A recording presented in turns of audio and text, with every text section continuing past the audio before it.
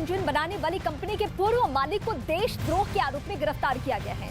83 साल के बोगुस्लाव के यूक्रेन के सबसे अमीर आदमियों में गिना जाता है, जिन्हें देशद्रोह के आरोप में ज़पोरिज़िया से गिरफ्तार किया गया है। इसके बाद उन्हें क्यों भेज दिया गया, जिसकी तस्वीर भी सामने आ चुकी है, जिसमें वो यूक्रेन के 2 हथियारबंद सैनिकों के साथ नजर आ रहे हैं। 83 साल के बोगुस्लाव पर रूस के साथ सहयोग करने का आरोप लग रहा है। ये उनकी तस्वीर इस वक्त हम आपको दिखा रहे हैं, यूक्रेन के सैनिक के साथ उनकी तस्वीर है।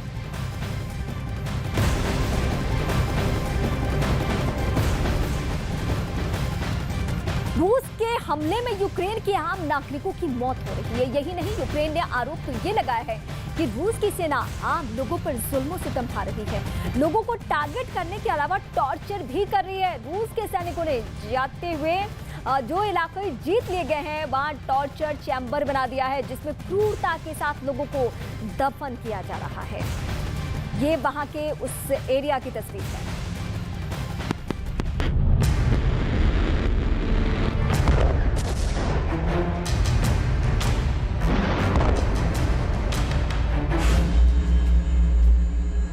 रूस के सैनिकों का कहर।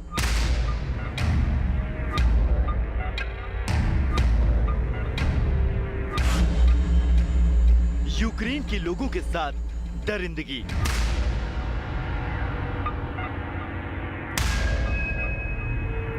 यूक्रेन में फिर मिला टॉर्चर चैम्बर। जंग के मैदान में रूस न सिर्फ यूक्रेन के इलाकों पर काबिज होना चाहता है, बल्कि अपने कब्जे में आए इलाकों में लोगों को टॉर्चर भी कर रहा है। यूक्रेन के सैनिकों ने इल्जाम लगाया है कि रूस के सैनिकों ने जीते हुए इलाके में टॉर्चर चैम्बर बनाया था, जहां यातनाएं दी जा रही थी। एक बार फिर खार्किव में टॉर्चर चैम्बर मिलने से सनसनी फैल गई। खार्किव में फिर से 1-2 नहीं बल्कि 22 टॉर्चर चैम्बर मिले हैं। इन यात्रा केंद्रों में रूस के सैनिक कैसे टॉर्चर करते थे, जानकर रोंगटे खड़े हो जाएंगे। यूक्रेन के सैनिकों के आरोपों के मुताबिक इन टॉर्चर चैम्बर में बिजली से झटके दिए जाते थे, बुरी तरह से पिटाई की जाती थी, नाखून उखाड़ दिए जाते थे, गैस मास्क लगाकर दम घोट दिया जाता था, महिलाओं से बलात्कार तक किए जाने के आरोप लगे हैं। यूक्रेन के सैनिकों के मुताबिक रूस की सेना ने खार्किव में शहरी इलाकों से लेकर कस्बों और गांवों तक अपने टॉर्चर चैम्बर बना रखे थे। अक्सर पुलिस थानों को आम नागरिकों को हिरासत में ले जाने और यात्रा देने के लिए इस्तेमाल करते थे। आरोप यह भी है कि नागरिकों को पूरे दिन टॉयलेट में बंद रख के टॉर्चर किया गया। दरअसल खार्किव के कई इलाकों से रूस के सैनिकों को खदेड़ा जा चुका है।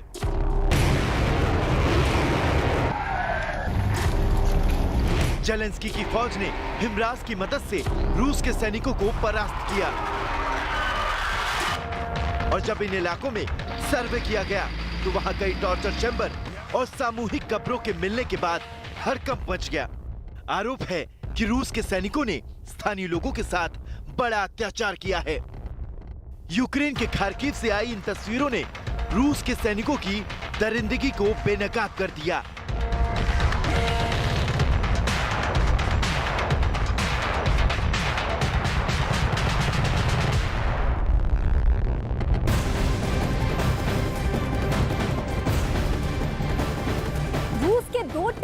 यूक्रेन की टुकड़ी ने हमला किया है। पूर्वी यूक्रेन इलाके में रूस के 2 टैंकों को तबाह कर दिया गया, जिनसे आग की लपटें उठती दिख रही है। इस वीडियो को यूक्रेन के रक्षा मंत्रालय ने जारी किया है और बताया ये जा रहा है इस वीडियो को लेकर कि यूक्रेन के पैराट्रूपर्स ने रूस के टैंकों को टारगेट करके ध्वस्त कर दिया है। ये टॉप एंगल की तस्वीरें इस वक्त हम आपको दिखा रहे हैं यूक्रेन से, जहां रूस के 2 टैंक हमले में तबाह हो गए हैं।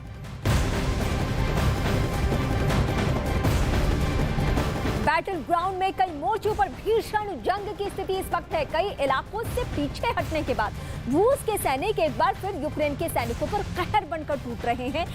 वहीं ईरानी ड्रोन यूक्रेन में जमकर तबाही मचा रहे हैं। रूस ने दावा तो ये किया है कि खरसोन, लुहांस्क और डोनेट्स्क में यूक्रेन को भारी नुकसान पहुंचाया गया है। साथ ही यूक्रेन के 250 सैनिकों को ढेर भी कर दिया गया है।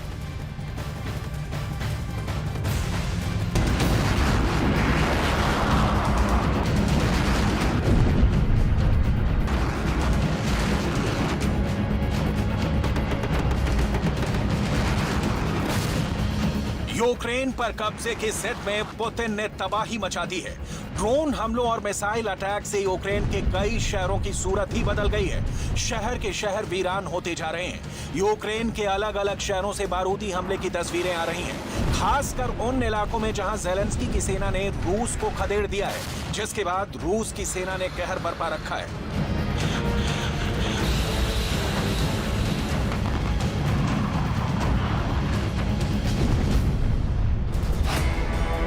यूक्रेन के इलाकों में तबाही की बारिश।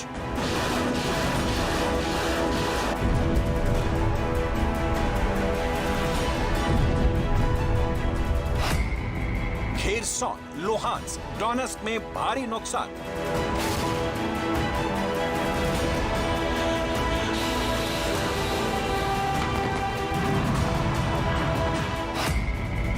यूक्रेन के 250 सैनिकों के मारे जाने का दावा।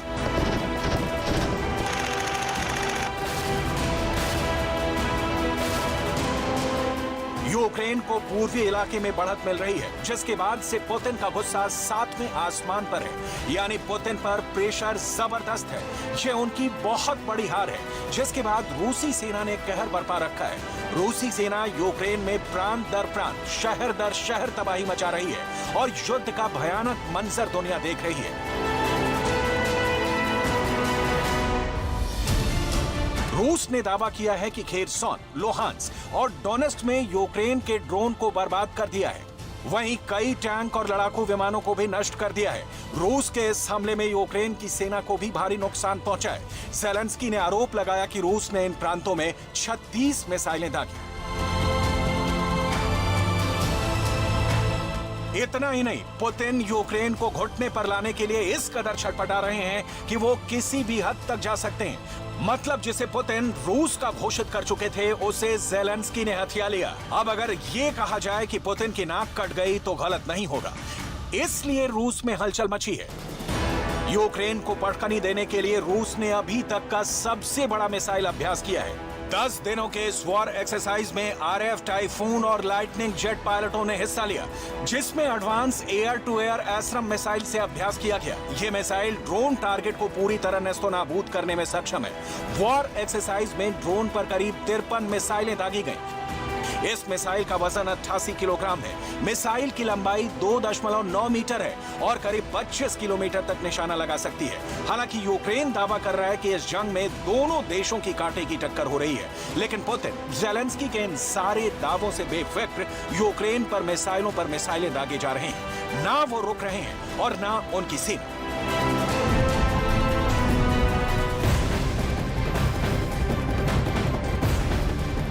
यूक्रेन में अब जंग भयंकर तरीके से लड़ी जाएगी, ऐसा अंदेशा पुतिन के तेवर को देखकर लग रहा है। लेकिन इसके लिए रूसी सैनिक तैयार नहीं है, क्योंकि दावा तो ये किया जा रहा है कि रूस के सैनिक लंबी जंग के थक चुके हैं, इसलिए उन्हें जबरदस्ती युद्ध के लिए मजबूर किया जा रहा है। यहाँ तक कि सर्दी के मौसम में लड़ने के लिए उनके पास जरूरी सामान तक नहीं है। इस बीच खबर तो ये भी मिल रही है कि रूस की आर्मी अब बुजुर्ग लोगों को जंग के लिए तैयार करने में जुटी है। आपको याद होगा, मार्शल लॉ लागू है।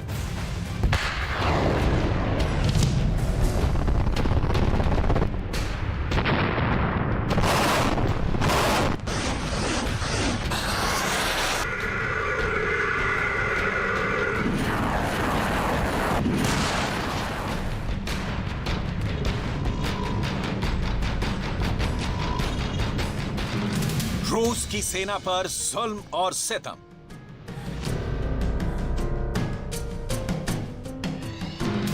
यूक्रेन में नहीं लड़ना चाहते रूस के सैनिक।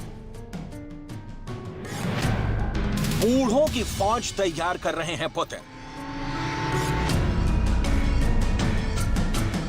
रूस की सेना में भर्ती को लेकर आए नए फरमान के तहत जंग पर जाने से इनकार करने वालों पर जुल्म ढाया जा रहा है। एक बेसमेंट के अंदर करीब 20 सैनिकों को कैद करके रखा गया है क्योंकि उन्होंने जंग लड़ने से इनकार कर दिया है, जिसमें से एक सैनिक ने वीडियो रिकॉर्ड करके अपने परिवार को भेजा है। दावा है कि छोटे से बेसमेंट में 20 सैनिकों को रखा गया है, जिसकी छत से पानी टपक रहा है। नजरबंद किए गए सैनिकों को बाल्टी के अंदर ही शौचालय करना पड़ रहा है। वो वहीं खाते हैं और वहीं सोते हैं। दावा यह भी है कि कैद किए गए सैनिकों को लुहांस्क प्रांत में बिना जंग की ट्रेनिंग के फ्रंट लाइन वॉर के लिए भेज दिया गया था। अनुभव नहीं होने की वजह से युद्ध में उनका सामान खत्म हो गया। अब दोबारा उन्हें फ्रंट लाइन जंग के लिए भेजा जा रहा है, जिससे उन्होंने इनकार कर दिया है, इसलिए उन्हें बेसमेंट में कैद कर लिया गया। सर्दी से कैसे बचेंगे रूस के सैनिक? जंग में रूस के हालात कितने खराब हैं, उसका अंदाजा इस वीडियो से लगाया जा सकता है, जिसमें सैनिकों को जो सामान बांटा जा रहा है वो सर्दी के मौसम में लड़ने लायक नहीं है। वायरल वीडियो में रूसी सैनिकों ने दावा किया है कि उन्हें प्लास्टिक पेट बॉल मास्क, बच्चों के दस्ताने और रबर के जूते दिए जा रहे हैं, जो जंग में किसी काम के नहीं है। बाकायदा रूस के सैनिक ने हर एक सामान पहनकर वीडियो में दिखाया और रूस की सरकार पर घटिया सामान भेजने का आरोप लगाया। रूस के सैनिकों की बुरी हालत और पुतिन सरकार की हरकतों को देखते हुए युवा लोग सेना में भर्ती से पीछे हट रहे हैं, इसलिए बूढ़े लोगों को सेना में भर्ती किया जा रहा है, जिसका वीडियो भी सामने आया है। रूस के रोस्तोव इलाके में मध्यम आयु वर्ग के पुरुष और महिलाओं को हथियार चलाने की ट्रेनिंग दी जा रही है और उन्होंने रूसी सेना की वर्दी में असॉल्ट राइफल से टारगेट को हिट करने का अभ्यास किया।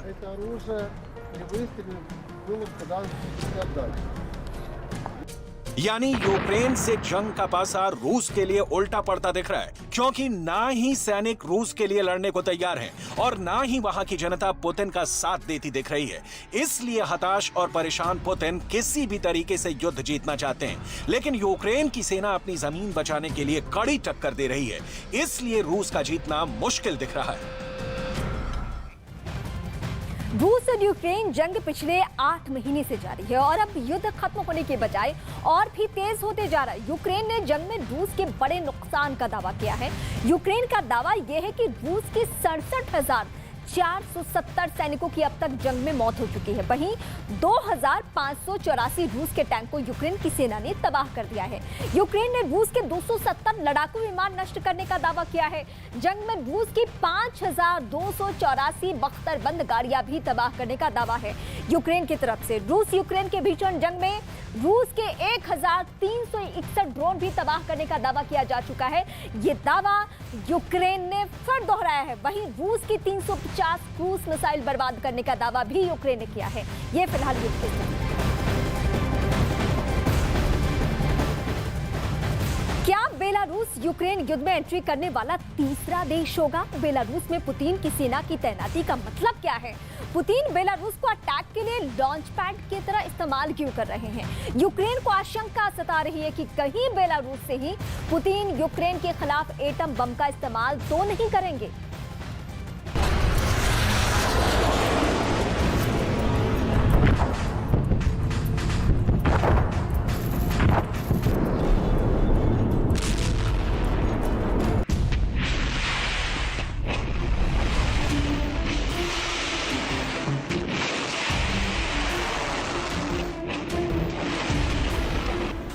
यूक्रेन पर सर्दी के पहले बिजली का सितम टूटा है।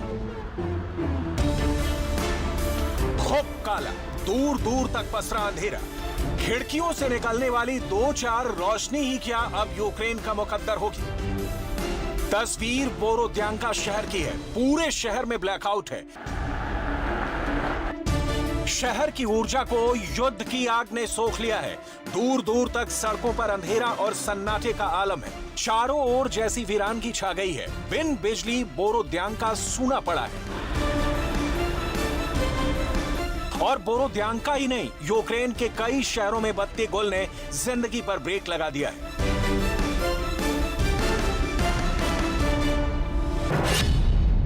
ज़ेलेंस्की की सरकार ने पूरे देश में बिजली खपत की लिमिट तय कर दी है। युद्ध के बाद बिजली खपत की लिमिट पहली बार तय की गई है। सुबह 7 बजे से रात 11 बजे तक की बिजली सप्लाई का ऐलान किया गया है। पुतिन की पावरफुल मिसाइलों ने सिर्फ 48 घंटे में यूक्रेन के 3 पावर प्लांट उड़ा दिए। यूक्रेन के 30% बिजली घर पुतिन की सेना ने बर्बाद कर दिए हैं। पुतिन की आर्मी ने यूक्रेन के 300 से ज्यादा बिजली घरों को नष्ट कर दिया है। हथियार अंधेरे में टटोल के सैनिक उठाएंगे तो पुतिन से कैसे जीत पाएंगे? पुतिन की प्लानिंग यूक्रेन के पूरे इंफ्रास्ट्रक्चर को मिट्टी में मिला देना है, ताकि हार के बाद फिर कभी यूक्रेन नाटो के साथ मित्रता की सोचे भी नहीं।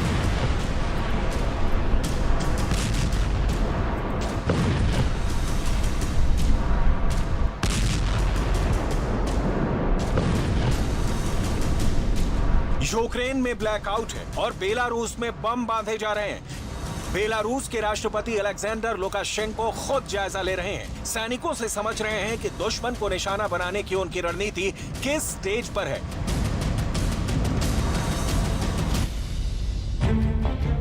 रूस की फौज बेलारूस पहुंच रही है। युद्ध की शुरुआत में बेलारूस ने ही रूस को हमले के लिए प्लेटफॉर्म उपलब्ध कराया था। बेलारूस के राष्ट्रपति अलेक्जेंडर लुकाशेंको पुतिन के हर निर्णय का सम्मान करते हैं और बदले में पुतिन को घेरने के लिए अपने मुल्क की जमीन मुहैया कराते हैं।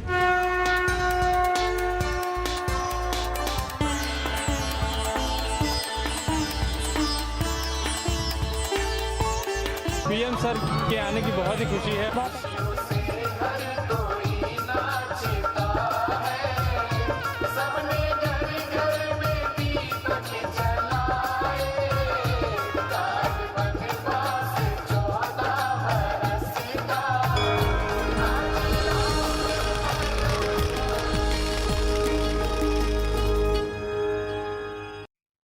तस्वीरें इस वक्त हम आपको दिखा रहे हैं जहां अयोध्या नगरी में फूलों की बारिश शोभे हेलीकॉप्टर से।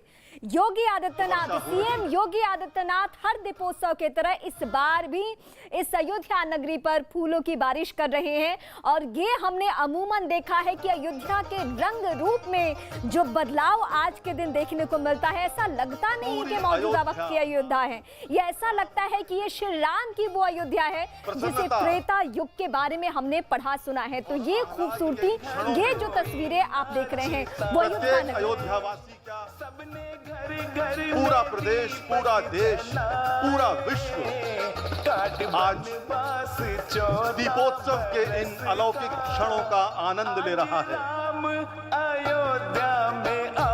क्योंकि अयोध्या, मथुरा, माया, काशी, कांची, अवंतिका, पुरी, द्वारावतीश्चैव सप्तैका मोक्षदायिका, 7 पुरियों में से एक अयोध्या में आज दीपोत्सव की धूम है।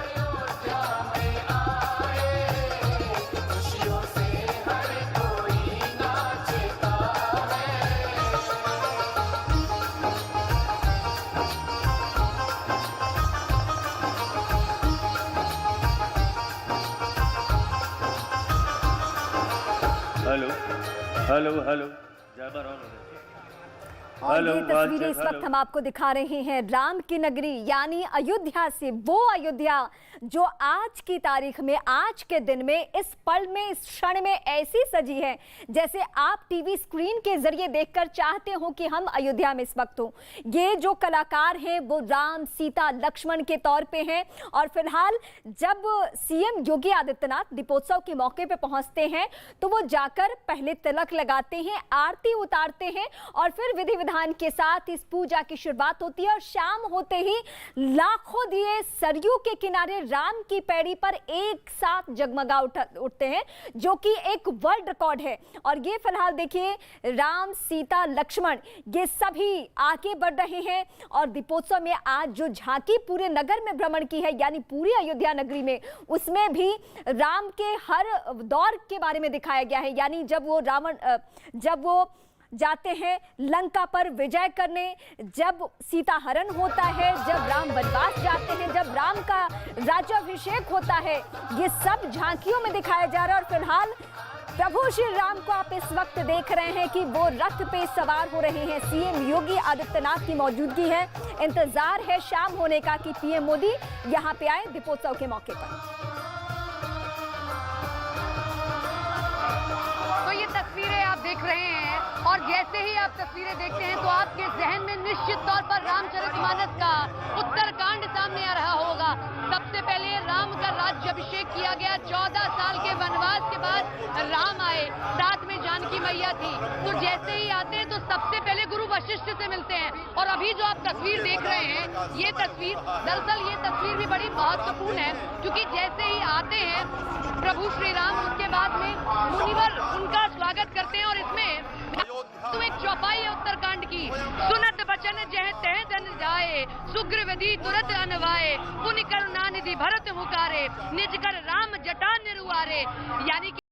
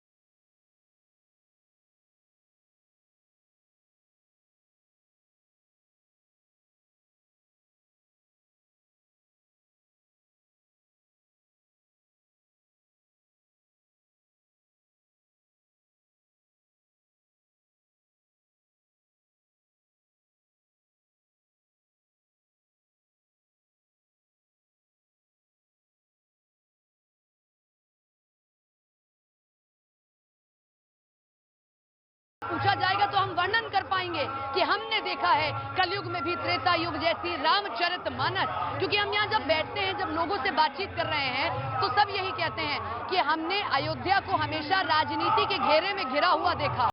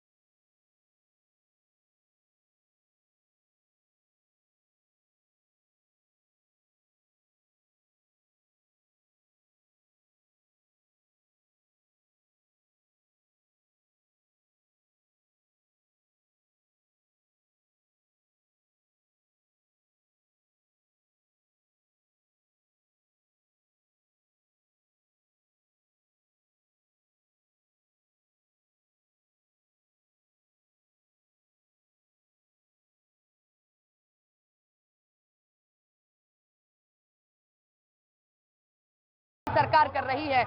दीपोत्सव हर लिहाज से बड़ा खास है। सिर्फ ये नहीं कि आपको दियों का एक रिकॉर्ड बनाना है, नहीं, वो पूरा का पूरा उत्तरकांड का एक पूरा चौपाई को चरितार्थ करने का काम किया जाता है। राम आए हैं, अमावस्या की रात है, उनके साथ में जानकी मैया आ रही हैं, उनके साथ में लक्ष्मण आ रहे हैं, पुष्पक विमान से उतरते हैं, बकायदा फूलों की बरसात की जाती है, जो आपने अभी थोड़ी देर पहले तस्वीरों में देखा होगा। और उसके साथ में ही ये रथ पर देखिए पहुंचते हैं और रथ आगे धीरे धीरे बढ़ता है। मैं अभी जहां पर मौजूद हूं, जो तस्वीर आप देख रहे हैं रथ की, वो रथ यहाँ पहुंचेगा और यहाँ से रथ पहुंचकर यहाँ देखिए, ये मैं आपको दिखा दूं, सबसे पहले तस्वीर आपको दिखाते हैं। न्यूज 18 इंडिया देश का नंबर 1 न्यूज चैनल आप देख रहे हैं। रथ यहाँ तक पहुंच चुका है और थोड़ी ही देर में जो रथ में बैठे हुए प्रभु श्री राम और जानकी मैया आपको दिखाई दे रही हैं, वो इस मंच पर आसीन हो जाएंगे। देखिए ये मंच दिखना शुरू हो गया होगा आपको। मेरे कैमरा पर्सन अगर आपको दिखाएं, ईश्वर दिखाएंगे कि देखिए गुंबद आपको दिखाई दे रहा होगा, जो छत्र लगाया गया है वो छत्र वहां पर पहुंच चुका है। ये छत्र देखिए पहुंच चुका है, यानी कि रथ पहुंच चुका है। हम जो तस्वीरें दिखा रहे हैं आपको, और यहाँ से थोड़ी देर पीछे, जो मेरे पीछे आप मंच देख रहे हैं, यहाँ पर प्रभु श्री राम और जानकी मैया पहुंचेंगे और यहाँ उनका राज्याभिषेक इस बार प्रधानमंत्री नरेंद्र मोदी करने वाले हैं। ये तस्वीर आपके सामने ढोल नगाड़ों के साथ में उनका रथ खींचते हुए खुद सूबे के मुख्यमंत्री योगी आदित्यनाथ आ रहे हैं। पूरे उत्साह के साथ में सभी एक ही नारा आज अयोध्या में दे रहे हैं, जय श्री राम, जय श्री राम। तो आपने एक भजन सुना होगा कि सजा दो घर को गुलशन सा मेरे राम आए हैं। आज समूची अयोध्या यही गा रही है कि सजाओ मेरे अयोध्या को, क्योंकि मेरे प्रभु श्री राम आ रहे हैं। अमावस्या की वो रात है, दिवाली का वो दिन है, और यही देखिए, ये एक बार फिर से एक गूंज मैं आपको सुनवा दूं।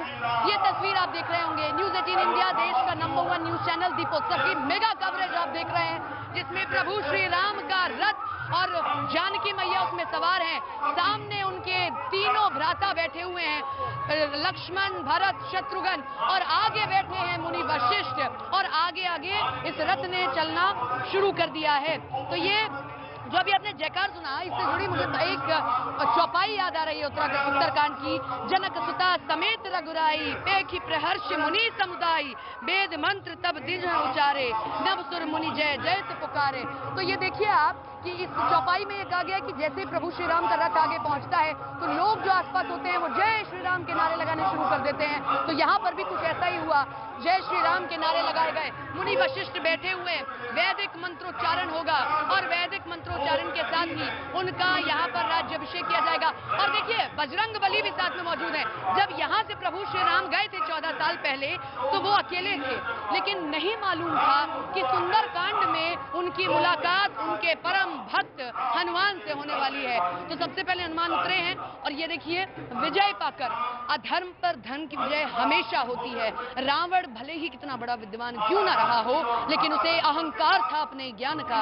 उन सब बुराइयों को नष्ट करने के बाद प्रभु श्री राम अपनी अयोध्या वापस लौटे हैं। और ये आप तुलसीदास की जब रामचरितमानस पढ़ेंगे तो उसमें इसका जिक्र है कि राम जी सबसे पहले आकर किससे मिलते हैं, क्या सबसे पहले भरत से आकर मिलते हैं और उनको ही सबसे पहले आकर अपना पैगाम देते हैं कि मैं आ रहा हूं। क्योंकि भरत ने यह कहा था कि भैया अगर 14 साल में एक दिन भी ज्यादा हुआ या एक घड़ी भी ज्यादा हुई तो मेरे प्राण चले जाएंगे। तो सबसे पहले प्रभु श्री राम आए और उन्होंने अपने भाई भरत से मुलाकात की, जो अभी आप तस्वीरों में भी देख रहे हैं। ये तस्वीर आपके सामने प्रभु श्री राम का भव्य दिव्य राम दरबार आप देख रहे हैं। प्रभु श्री राम, उनके बगल में सीता मैया, उसी के साथ में लक्ष्मण और उनके परम भक्त हनुमान, और साथ ही साथ में राम जी की निकरी सवारी।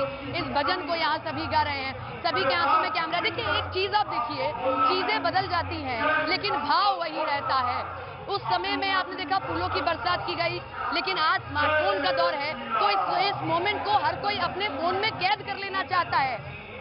ये देखिए बीच में प्रभु श्याम, वाम अंग विराजे जानकी, और लक्ष्मण जो हमेशा साथ रहे, भरत जिन्होंने कहा कि आप नहीं हैं तो आपकी पादुकाओं को मैं रख रहा हूं, उनके मार्गदर्शन में आप अयोध्या का राज चलेगा। और इसी के साथ में आप उनके साथ में मुनि वशिष्ठ जो उनके गुरु रहे, जिनसे उन्होंने शिक्षा दीक्षा ली, और उनके साथ में हनुमान जी। तो ये सामने तस्वीर आपके भव्य दिव्य राम दरबार आप देखेंगे, प्रभु श्री राम का राज्याभिषेक। आज प्रधानमंत्री नरेंद्र मोदी जब पहुंचेंगे यहाँ पर, वो यहाँ पर राज्याभिषेक करेंगे।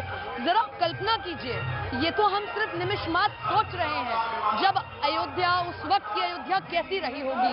सबकी आंखों में आंसू भी थे, लेकिन उल्लास भी था, उत्साह भी था कि अयोध्या, जब पता ही चला था कि प्रभु श्री राम के मार्गदर्शन में जा रही है और राजा दशरथ प्रभु श्री राम को राजा बनाने जा रहे हैं, उस वक्त ही इतनी खुशी थी।